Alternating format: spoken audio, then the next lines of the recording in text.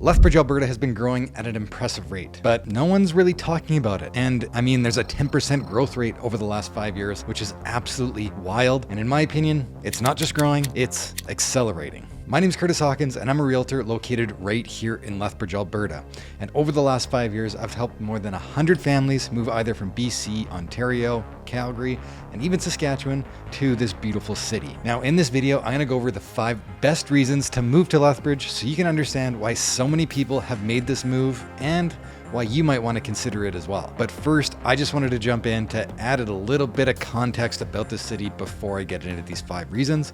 Because if you've researched Lethbridge at all, or if you've seen any of my other videos in the past, you've likely learned that Lethbridge is still very affordable. Now, our average home price is $400,000. However, that has gone up quite significantly in the last 5 years, which is expected with this big population growth. Now, in this video, I'm not going to talk directly to affordability, even though it's usually the biggest driving factor for families moving to Lethbridge. So if you do want to know more about affordability, then I would highly suggest looking through my channel and watch some of my other videos where I talk about affordability a lot more in depth. But for now, let's get to some other reasons why you might want to move to Lethbridge besides just the affordable real estate. Lethbridge is 100% its own city. It's actually the 3rd largest city in Alberta, and it's the biggest in southern Alberta.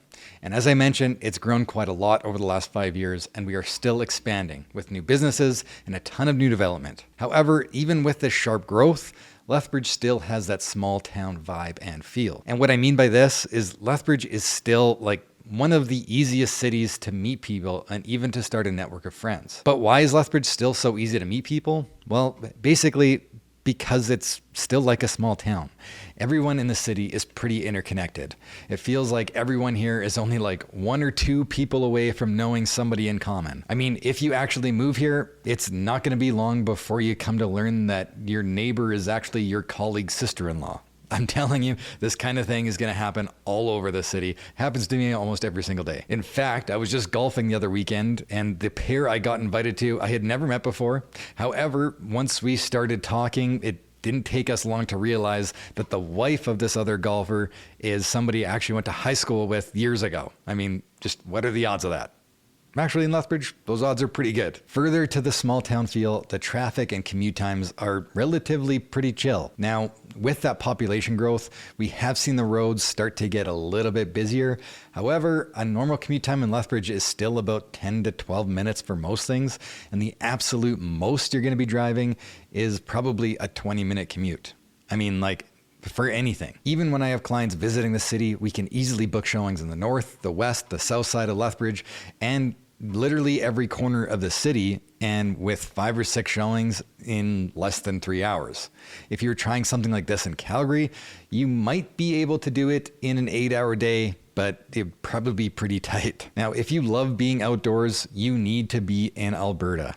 Here we have access to the Rocky Mountains, which is one of the most beautiful places on earth. I'm not even joking. Places like Banff and Canmore are technically closer to Calgary for sure, but really from here, it's only about a 3-hour drive, which is pretty reasonable for a weekend trip. However, if you don't want to drive that far, in about an hour, you can be in Waterton Lakes National Park, which is basically a smaller version of Banff, and it's like a little Swiss town nestled in the mountains. Here you have more lakes than you can probably handle. You can even go swimming or float down the lake on a hot summer day. And this is close enough even just for a day trip. Or if the national parks really aren't your thing, you can head to the Crow's Nest Pass for acres upon acres of crown land where you can go quadding, dirt biking, and of course, more hiking.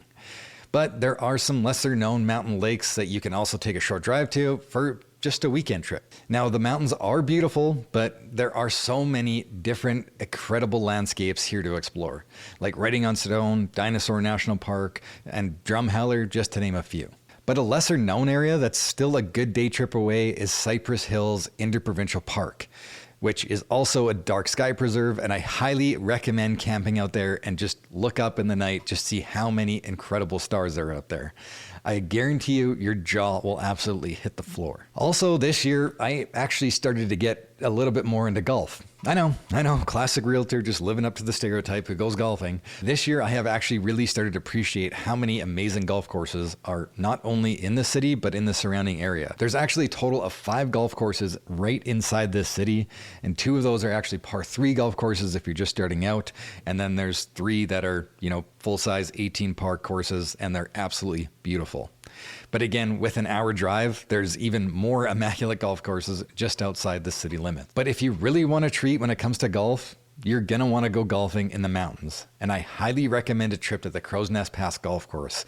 I wish I actually had some B-roll and some video so I could show you guys what it's like out there. But honestly, it's just as nice as golfing in Canmore. It's way cheaper and the course is immaculate. But before we get to reason number 3, if you're already thinking about moving to Lethbridge, or maybe you've made up your mind already, down in the description below is a link to sign up for auto email listings. Basically how this works is you type in your desired criteria and the first email you get will be every single listing that's currently on the market, and every email after that will be every new listing, so you never miss one. Also, there's a link to book a Zoom call with me down there if you want to discuss your move further in detail and get some more information, or just ask me any question that your heart desires. But for now, let's get back to the video. Okay, so you didn't think I was going to talk about the 5 best reasons to move to the city, and I wasn't going to talk about the wind, did you? I mean, come on. So yes, if you do a bit of research, you will find that Lethbridge is known as the Windy City. However, it's not windy here all of the time. The best part of the year is actually the summer. It's usually very hot, it's usually very dry, and it's usually very calm. And honestly, we don't get a lot of wind here in the summer. Now this year especially has been a little bit more wet than usual. We've probably seen more rain than we've usually seen, but technically we are in a desert. And like I mentioned, it's usually very hot, very dry, and of course, very calm. However, you are going to notice the wind in the spring and the fall most, and you might even notice it in the winter. However, this is very important, and that's that the wind actually keeps us very warm during those winter months. In fact, Lethbridge also has one of the most mild winter seasons in all of Canada, and definitely all of Alberta. As much as people in Lethbridge don't like to thank the wind, we actually do need to thank it for keeping us very warm during the winter, and we all know it. So what happens in the winter is, when it gets really cold, like -10, -15, even -20, right after that, we'll get 1 to 2 days of really strong wind called a Chinook wind that will literally give us plus digits for days or even weeks at a time throughout the winter. So no word of a lie, I have literally seen people golf in February. Not often, but I have seen it. But with our early springs and our late falls, you could be playing golf for outdoors for like 6 to 8 months out of the year, which is very, very impressive for being in Canada. So if you just look at a map, you're going to notice that Lethbridge is surrounded by agriculture. There is a crazy amount of farmland here. And in Lethbridge, specifically in the industrial area, there is a ton of manufacturing and trades. There is also a university here, as well as Lethbridge Polytechnic. Those are basically our biggest industries here in Lethbridge, meaning that this area is super diverse.